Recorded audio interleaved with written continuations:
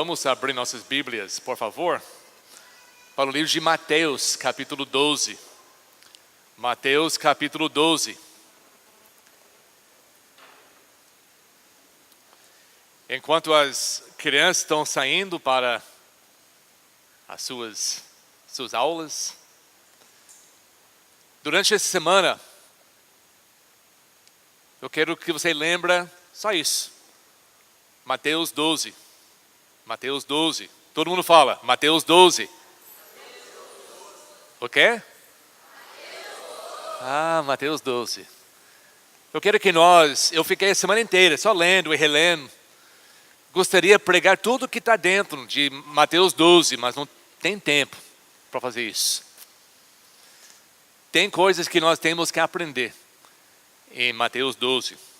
Gostaria que todos nós aqui, essa semana, todos os dias, vai lendo, relendo, pensando, interpretando na maneira correta, Mateus, qual?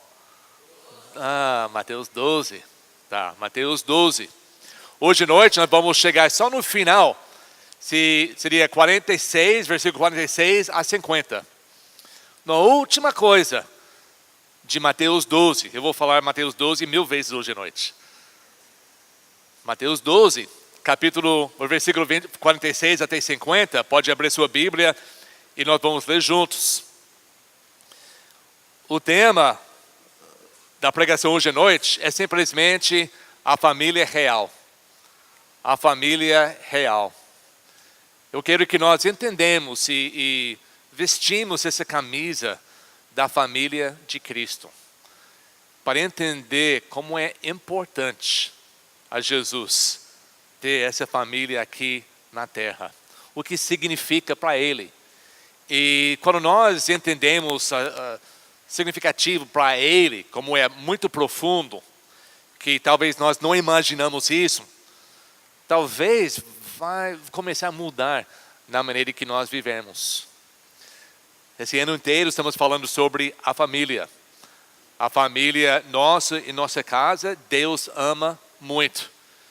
Deus criou o mundo com a intenção de ter famílias desse mundo que vão ajuntar e vão criar, vai amar um ao outro e vai criar as crianças na direção de Deus, para ter uma família unida que possa ser uma bênção para a comunidade, para esse mundo. E nessas famílias vão crescendo as suas igrejas. A única coisa que Deus ama mais do que a sua família, nossas famílias aqui, é a família dele. O desejo de Deus era para ter uma família com irmãos, Jesus com irmãos, filhos de Deus, irmãos e irmãs, todos unidos. Sabe que quando nós pensamos no futuro céu, a nova terra, o novo Jerusalém descendo do céu, esse mundo que nós conhecemos vai ser destruído, e uma nova, biblicamente, vai descer uma nova terra, onde somente a família de Deus vão morar para sempre. Somente. Não vai ter ninguém que não é filho de Deus. Não vai ter tio, não vai ter neto, não vai ter ninguém. Só filhos de Deus, todos irmãos e irmãs em Cristo. Deus planejou isso desde o começo. Por isso, quando Ele criou Adão e Eva, criou eles para casar-se, para unir-se e ter filhos. E esses filhos e esses pais servem a Deus por completo. A família real tem a ideia de nobre, de majestoso, a família real. Isso é sendo parte da família de Deus. Também é a família real, que significa verdadeiro. É uma coisa real. Uma coisa que realmente existe aqui, hoje à noite. Na maior parte do mundo existe pessoas que creem em Cristo como Salvador e faz parte da família de Deus. Gostaria que nós, hoje à noite, só pensamos nisso. A sua posição, o seu privilégio de fazer parte da família real de Deus.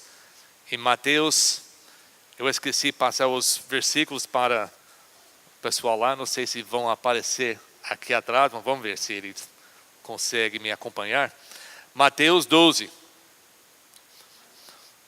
Eu vou voltar e falar algumas coisas sobre esse capítulo ainda, mas chegando no final de muita coisa que aconteceu aqui em Mateus 12, chegando no final, falava ainda, versículo 46, falava ainda Jesus à multidão, quando sua mãe e seus irmãos chegaram do lado de fora, querendo falar com ele. Antes que nós continuamos, tem alguém na sua vida que você ama mais que a sua mãe?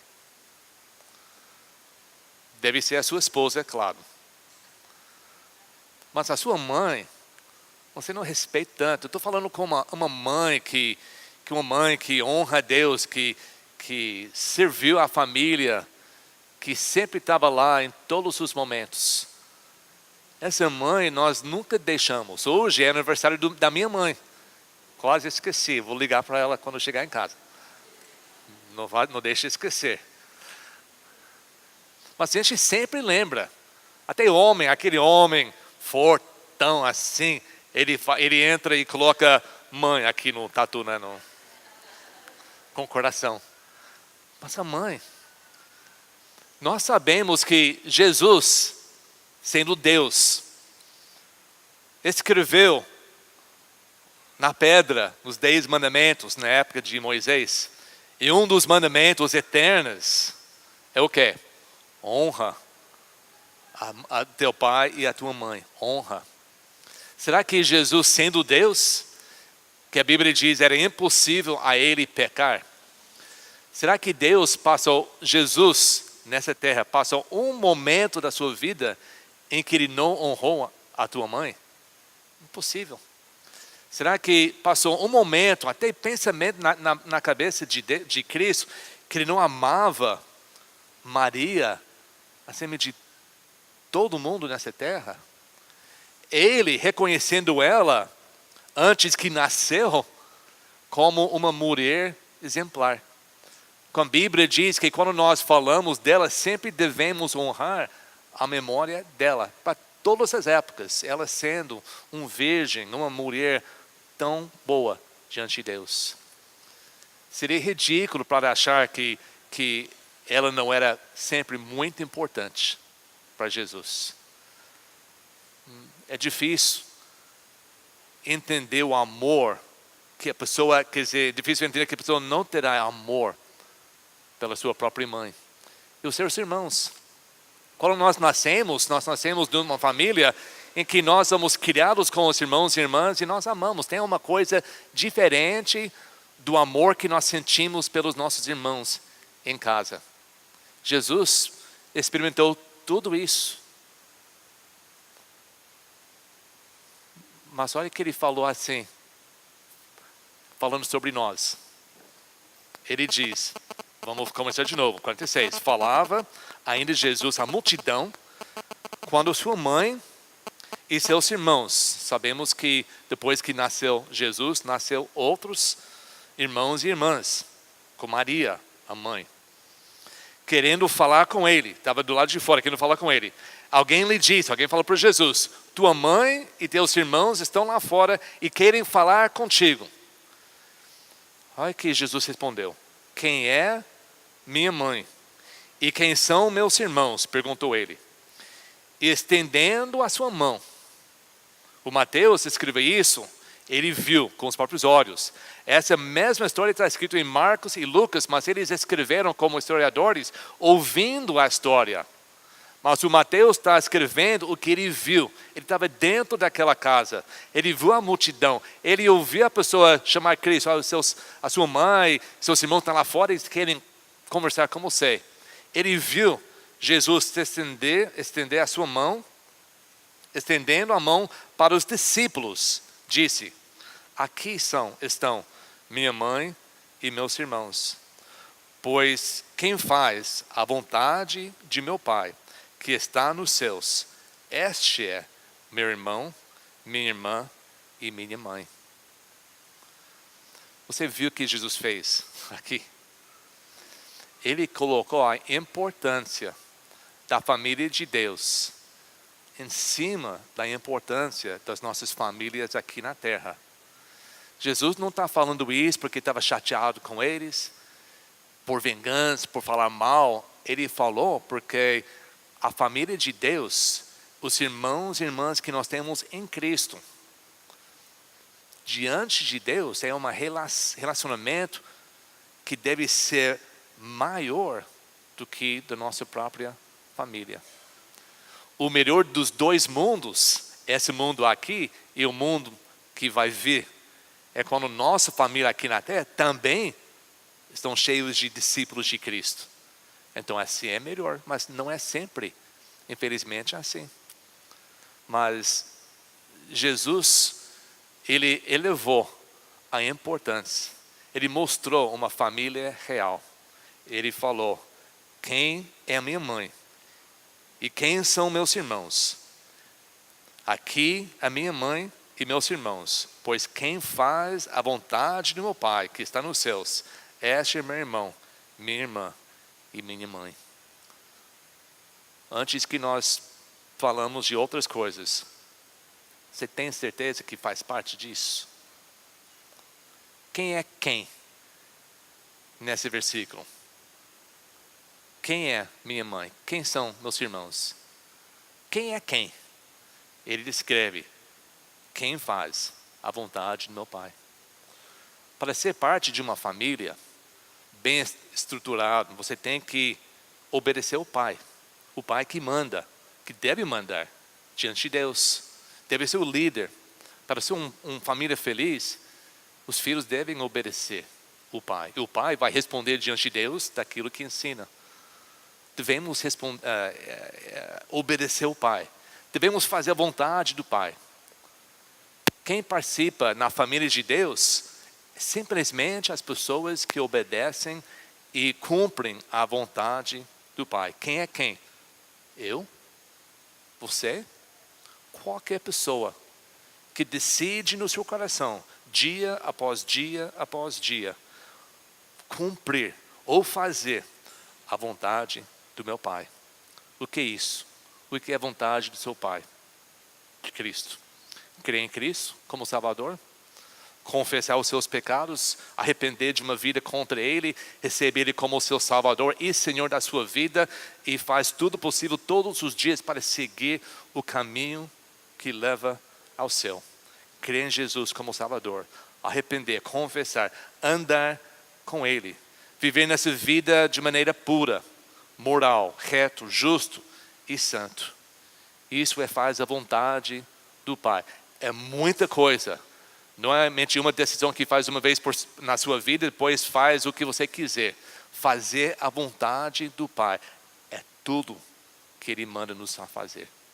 Por isso nós temos que estudar a palavra de Deus. Nós temos que aprender o que é a vontade do Pai. Eu quero ser parte dessa família real. Eu quero ter vida eterna. Eu quero gastar eternidade na casa do meu Pai, onde há muitas mansões e está aumentando sempre para caber todos que fazer a vontade do Pai.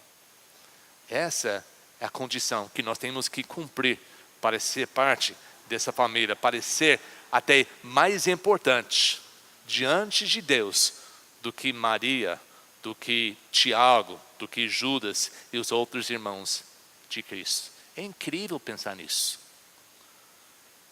Tem pessoas hoje que levantam Maria como um pequeno Deus.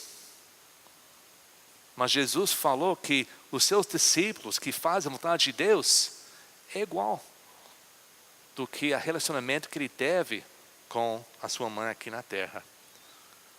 O que não é fazer parte da família de Deus, é decidir no que parte da vontade de Deus que nós queremos cumprir. A vontade de Deus é muita coisa. E nós vamos gastar nossa vida inteira para fazer a vontade de Deus. Não é decidindo que eu quero cumprir essa parte e outra parte, mas o resto eu não quero cumprir. Eu não quero fazer. Isso não basta. é tudo ou nada. Quem é qualquer um que realmente faz, começando com crendo em Cristo como Salvador, a vontade do Pai. Essa declaração de Jesus veio após uma série de eventos, onde Jesus tinha que encarar todo tipo de oposição. E essa que eu quero que nós olhamos também hoje à noite. Quando nós tomamos a decisão de fazer parte, de fazer a vontade de Deus, a vontade de Deus é assim em comparação da vontade do mundo. E quando nós nos dedicamos a cumprir a vontade de Deus, andar naquele caminho estreito que leva à vida eterna, nós vamos ter que enfrentar, encarar a oposição. Esse dia que Jesus falou isso, lendo aqui em Mateus, parece que era tudo um dia só, mas provavelmente não foi só um dia, mas uma grande parte aconteceu no sábado. Um dia. Eu quase fiz a mensagem hoje com o título O que você fez ontem? Ontem aqui era sábado. O que você fez ontem? Comparando o que Jesus passou em um dia. Quanta oposição ele encarou em um dia da vida dele. Só porque ele quis fazer a vontade do Pai. Eu quero que nós reconhecemos hoje. Jesus até falou, o mundo vai te odiar porque me adiou primeiro. Quando nós queremos fazer parte da vida real de Deus, por fazer a vontade de Deus, nós vamos enfrentar a oposição de todos os lados. Voltando aqui no capítulo 12 de Mateus, nós vemos que o primeiro 14 versículos, que Jesus enfrenta a oposição dos fariseus, as pessoas religiosas daquela época que achavam que só eles eram certos, e eles não reconheceram o poder, a autoridade e a pessoa de Cristo como o Messias prometido de Deus. Eles não reconheceram Ele. Jesus começa aquele dia, seus discípulos atrás dele, seus apóstolos andando pelos campos, indo na direção do templo, de sinagoga na cidade, e eles comeram. Entraram num campo, tinha coisas crescendo lá, pode ser de milho ou outro cereal.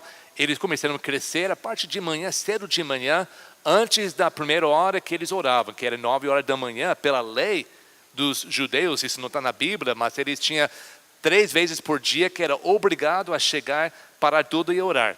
Primeiro era 9 horas da manhã. E essa foi antes, porque eles comeram antes, estavam indo lá para essa ocasião. E os fariseus orando, achavam errado. Achavam errado que eles estavam andando, achavam errado que eles comeram e também eram de sábado, que não podia. E eles começaram a falar mal de Cristo, falar mal dos discípulos. Primeiro 14 versículos, você vai ler essa semana que Jesus tinha que demonstrar quem Ele é.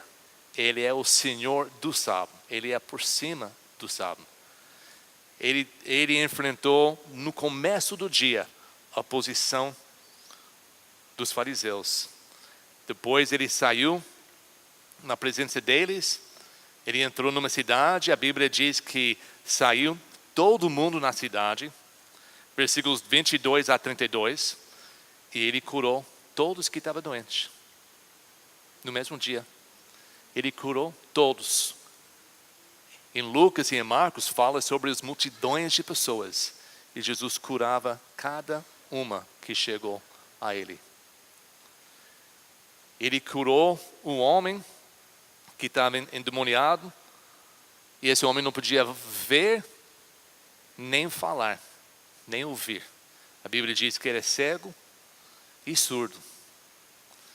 Eu achei muito interessante que Mateus falou sobre essa pessoa, que teve esse demônio, que ele era uma pessoa normal, mas esse demônio tirou o poder de ver e ouvir e falar.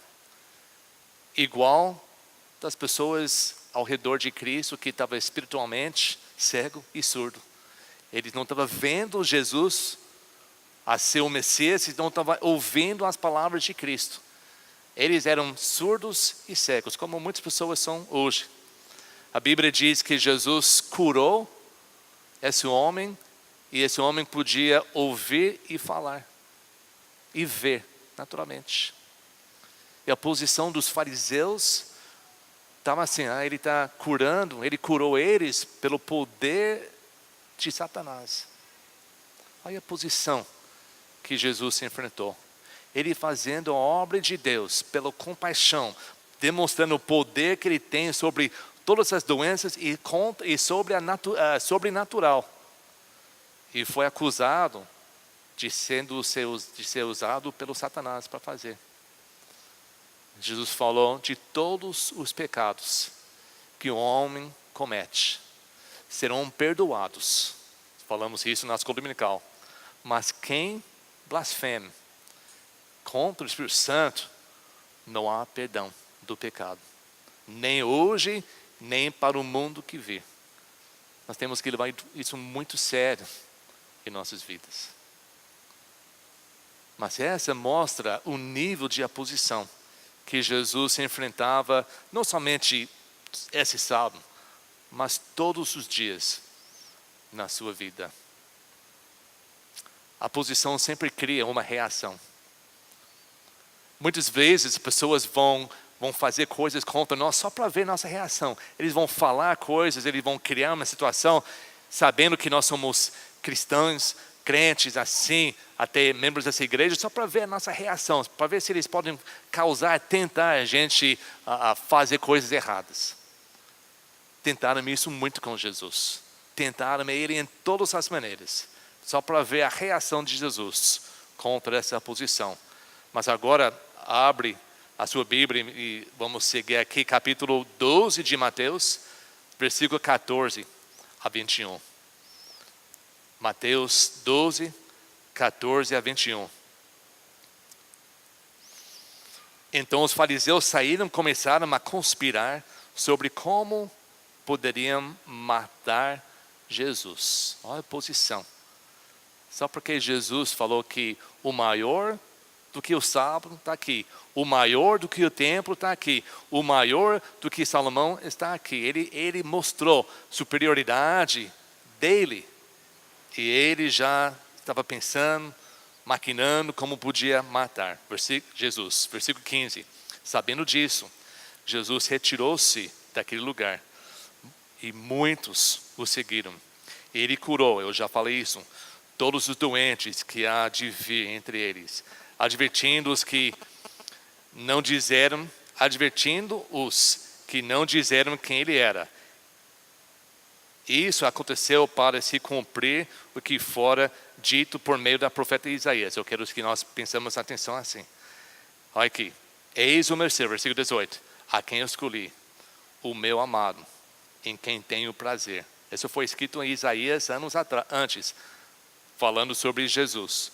Porei sobre ele o meu espírito, e ele anunciará justiça às nações. Não discutirá, nem gritará. Ninguém ouvirá sua voz nas ruas ou nas praças. Não quebrará o caniço rachado. Não apagará o pavio fumegante, até que leva a vitória à justiça. Em seu nome as nações porão sua esperança. Eles estavam fazendo tudo isso para ver uma reação de Cristo, para ele lutar, para ele brigar, para ele gritar, para ele discutir, para ele acabar com eles. Mas o que Jesus fez? Ele afastou deles.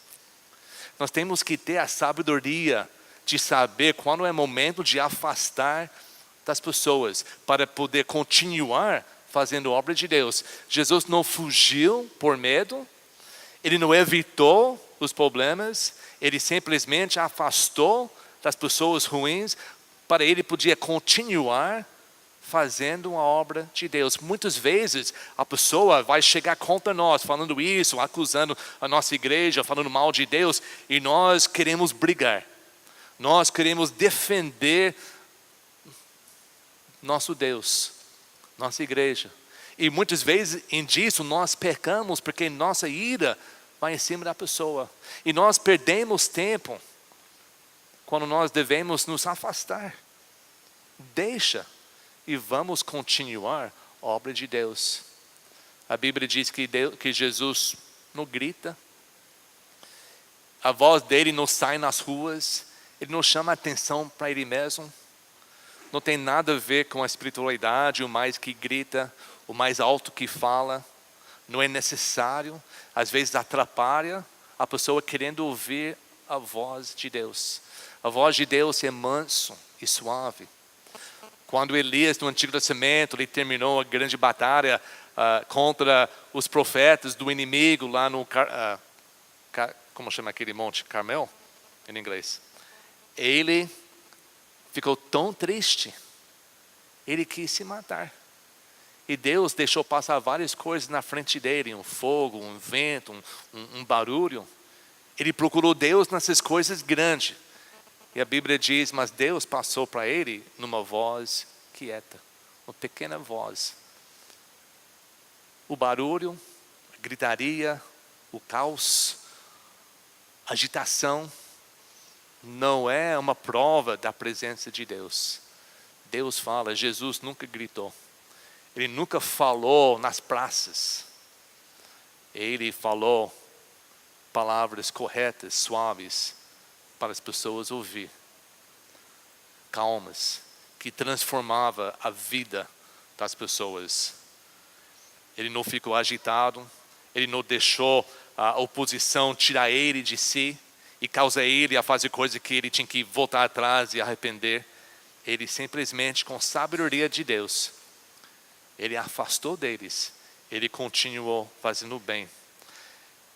Eu quero explicar rapidamente versículos 20 a 21. A profecia sobre o ministério de Cristo. Ele não quebrará o caniço rachado. Não apagará o pavio fumegante. Ele está falando sobre a fraqueza do ser humano. Tem pessoas que Jesus conhece nesse mundo, que são como caniço rachado ou quebrado.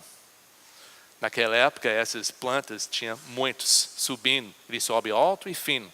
E quando o vento forte voa, eles quebram no meio. E são frágeis. São quebrados. São tão comuns que não presta para nada. Às vezes nós sentimos assim. Às vezes as tempestades desse mundo, a posição, os inimigos de Deus faz tanta coisa contra nossas vidas que nós sentimos quebrados, nós sentimos tão comum que não presta por nada. Mas a Bíblia diz que Jesus vê isso. Ele não vai quebrar, ele não vai destruir, ele vai levantar até as pessoas mais comuns que estão passando por muita dificuldade. O pavio fumegante, aquele pavio que estava dentro das lâmpadas de óleo, enche com óleo e aquele pavio vai ter a luz da casa. Mas quando o óleo está saindo e quase não tem mais óleo, aquele pavio desce e começa só a sair fumaça. E é o momento que a pessoa apaga e enche de novo com óleo. Essa mostra que a vida é quase acabada. Então tem tanta força. E Jesus conhece. Jesus procura essas pessoas.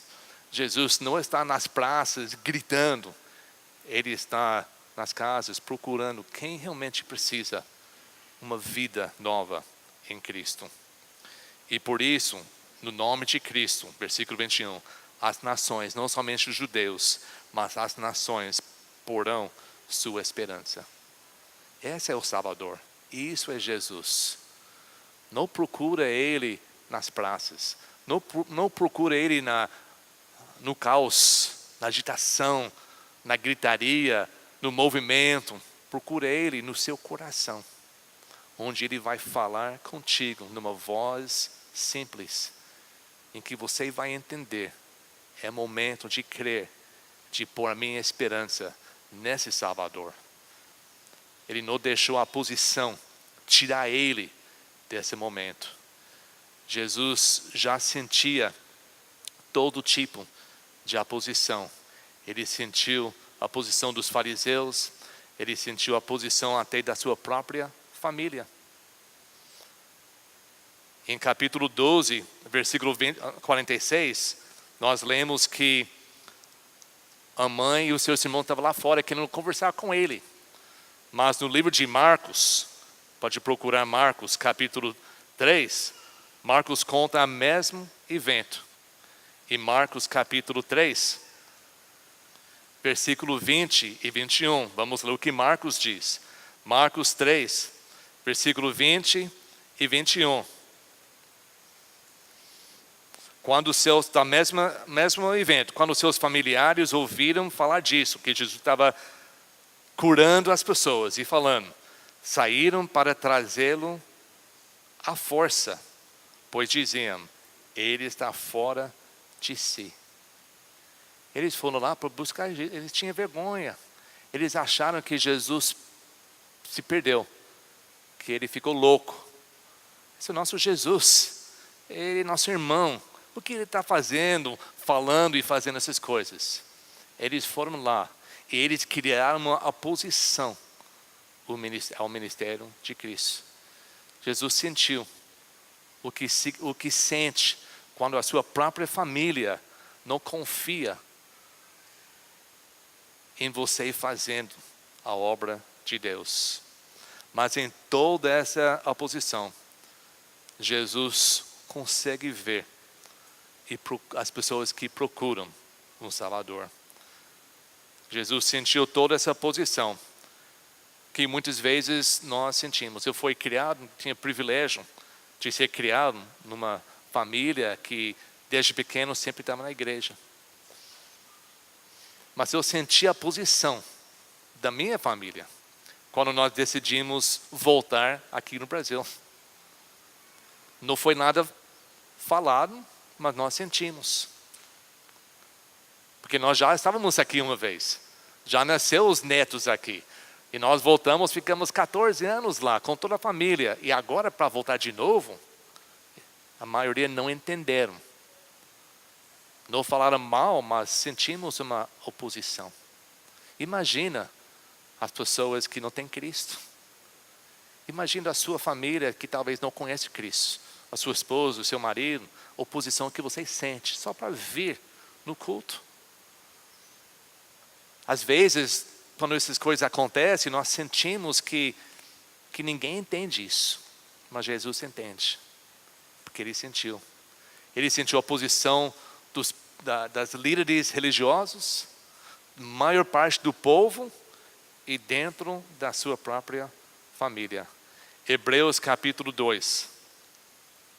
Hebreus capítulo 2.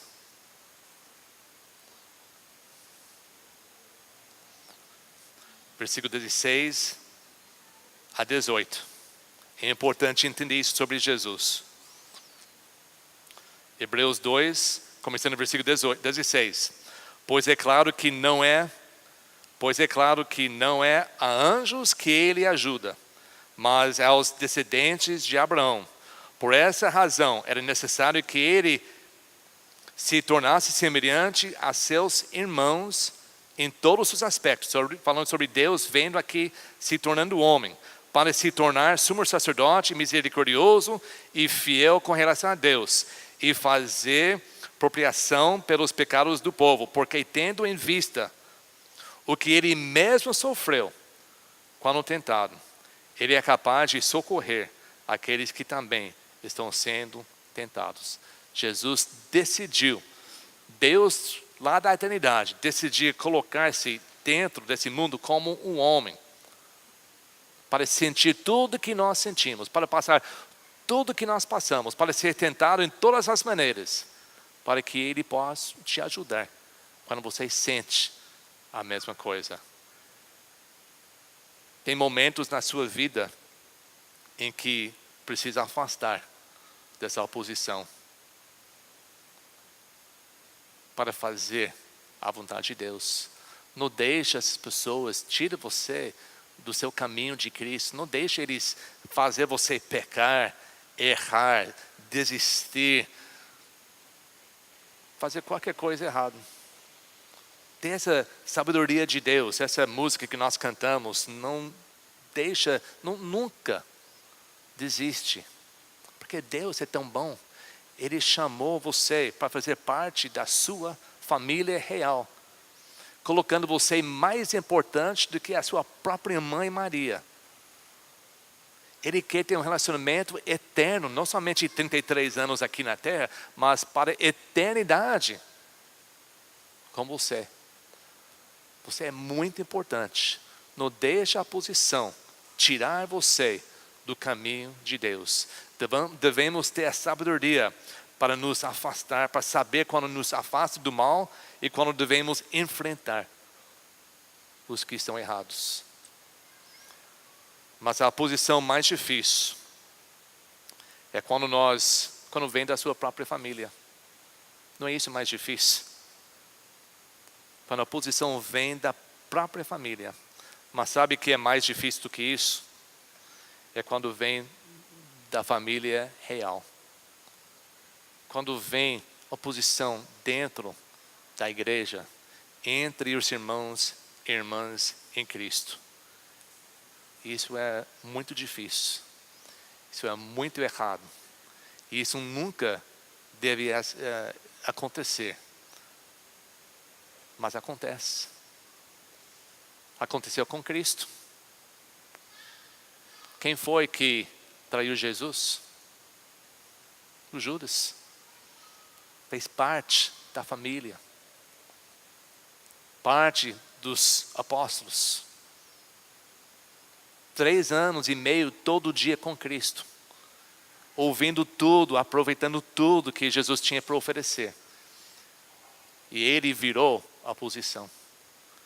Até Jesus sabe como isso sente. Às vezes nós temos irmão e irmã em Cristo que, por qualquer razão, se torna a posição.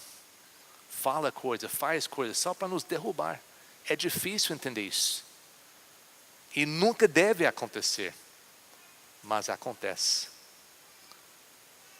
Mas a família de Deus, onde nós devemos sentir a paz e amor e a confiança em todos os momentos, porque nós não temos isso lá fora. Nós devemos olhar bem nas nossas próprias vidas. Quando vocês em casa, essa semana, vão lendo capítulo 12 de Mateus, e vão vendo Jesus simplesmente querendo fazer o bem, e tanta oposição contra ele. Eu quero que todos nós avaliamos nossas próprias vidas. Será que eu faço parte da obra de Deus, de fazer a vontade de Deus? Ou eu, às vezes, na minha vida, faço parte da oposição? De criticar, de condenar, de causar os meus irmãos e irmãs desistir das coisas de Deus. Nós sabemos que Jesus nunca desrespeitou a sua mãe, nem seus irmãos. Ele simplesmente nos mostrou a importância da família que nós temos em Cristo.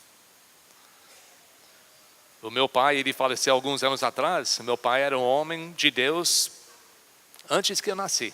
Nunca vi ele, que eu posso lembrar na minha cabeça, eu nunca vi ele que eu ia pecar daquela coisa feia. Nunca vi, ele era um líder da igreja. Também eu nunca vi ele e a minha mãe brigar. Nunca vi isso também. Por isso eu e o Peg, nós nunca brigamos. Mas é coisa que eu não vi como criança. Não estou dizendo que eles eram perfeitos, mas eu não vi isso. Eu amei meu pai, respeitei, obedeci meu pai. Mas ele não é um Deus para mim. Eu tenho um pai celestial. Que não importa o que meu pai, sendo um homem para mim, como criança, um homem perfeito, mas ele não é Deus. Nós devemos amar, respeitar, honrar nossas famílias, mas não é Deus. A vida que nós temos com Deus é mais importante. Mateus 10, vamos voltar 2 capítulos. Mateus 10, 36 a 38. Mateus capítulo 10, versículo 36, 37 e 38.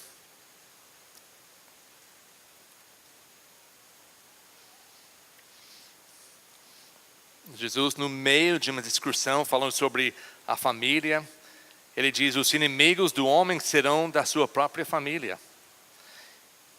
Quem ama seu pai ou sua mãe mais do que a mim, não é digno de mim. Quem ama seu filho ou sua filha mais do que mim, não é digno de mim. E quem não toma a sua cruz e não me segue, não é digno de mim. E isso faz parte de fazer a vontade de Deus. Nunca fala que nós devemos desrespeitar, não honrar, não amar nossas famílias. É uma obrigação eterna. Mas não mais que Deus. Nunca mais do que Deus. Então nós temos que entender o nível de compromisso que nós temos. E a única maneira que nós podemos provar o nosso amor na família de Deus. Como nós vamos fazer isso? Como eu posso provar que eu respeito Deus, que eu amo a Ele, que eu tenho prazer de ser parte da família de Deus, que eu acho uma honra acima de todas as honras nesse mundo que eu posso ter nesse mundo? Como eu posso mostrar que eu amo Deus, que é uma honra que Ele me colocou na família? A Bíblia diz que é uma única maneira: amar uns aos outros. Amar os outros como se fosse você mesmo. Só isso. Quando nós não amamos uns aos outros, a Bíblia diz, Jesus falou para os seus apóstolos, ele diz: quando você ama uns aos outros, as pessoas vão saber que são meus discípulos, que um discípulo ama o outro. Amando o seu irmão em Cristo, João diz que se não você ama, você não ama Deus. Então a única maneira que nós podemos provar para nós, as pessoas ao nosso redor, mas mais importante diante de Deus, que eu amo Ele, é quando eu amo os meus irmãos em Cristo. E faça coisas para honrar, para ajudar, para ser um irmão em Cristo. Nós temos que lembrar isso.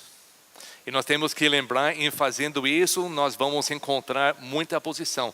A oposição em todas as maneiras. Talvez todo dia. Se você tem negócio aqui no mundo, se você trabalha aqui no mundo, se você passa tempo nesse mundo, com amigos nesse mundo, cada dia você vai ter que tomar algumas decisões que o mundo é contra. E vão falar mal de você, vai falar que é fanático, é isso, aquilo. E todo dia tem oportunidade de encontrar e encarar oposição. Esse mês, dia 31 desse mês, é o dia que, infelizmente, nos Estados Unidos começou uma coisa que veio da Europa, que chama Halloween. Quem não sabe, quem nunca ouviu dessa dia? Antigamente nunca ouviu desse nome, que não é uma palavra portuguesa. Mas agora está infiltrando, o mal está infiltrando. Esse dia só tem coisas satânicas, não tem nada de Deus, não tem nada de bom, não tem nada agradável, não tem nada de Deus. Só tem coisas que são abomináveis diante de Deus. Mas você está infiltrando as escolas, porque Satanás só sempre pega a criança como pequena para fazer parte.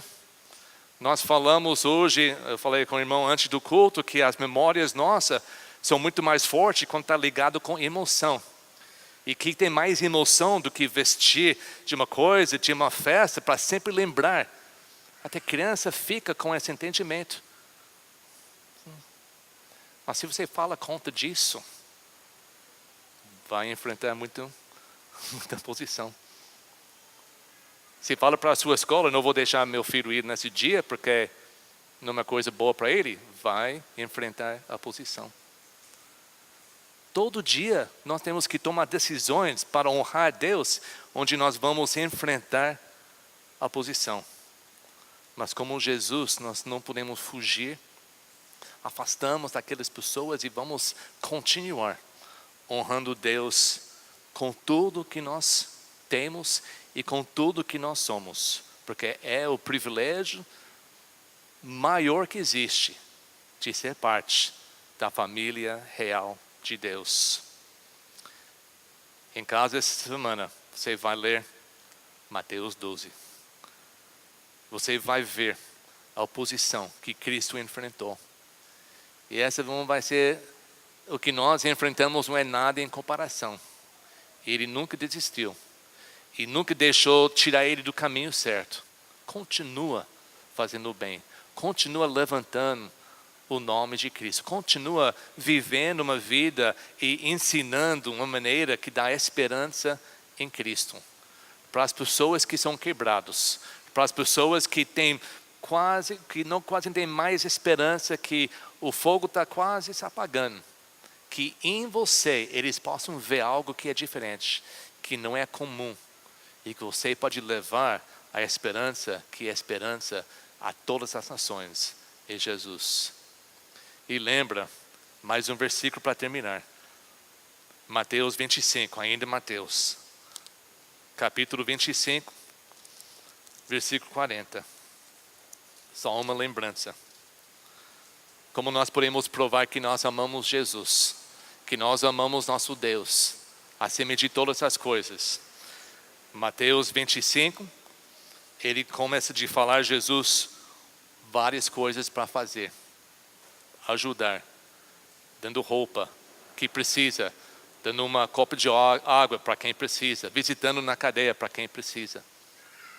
Ele termina com essas palavras. Capítulo 25, versículo 40. O rei Jesus responderá: digo-lhes a verdade. O que vocês fizeram a algum dos meus menores irmãos, a mim o fizeram. A única maneira que nós podemos demonstrar o amor que eu tenho por Deus é quando eu faço uma coisa para vocês. Eu não posso levar um copo de água para Deus. Eu não posso pagar uma conta para Deus. Eu não posso ajudar Deus a fazer alguma coisa.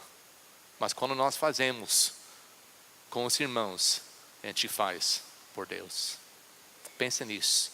Pensa na sua responsabilidade que tem como membro da família real de Deus. Enquanto a equipe de louvor vem, vamos orar. Nosso Deus, nosso Pai, obrigado, Pai, que nós temos essa oportunidade de estar aqui hoje à noite. Obrigado, Pai, por todos que estão aqui. Eu não conheço o coração de ninguém, mas sabemos que o Senhor conhece todos. Eu não sei quantas pessoas aqui hoje à noite, Pai, são realmente membros da sua família real. Eu não sei, Pai, quem está quebrado, pouca esperança, não sei.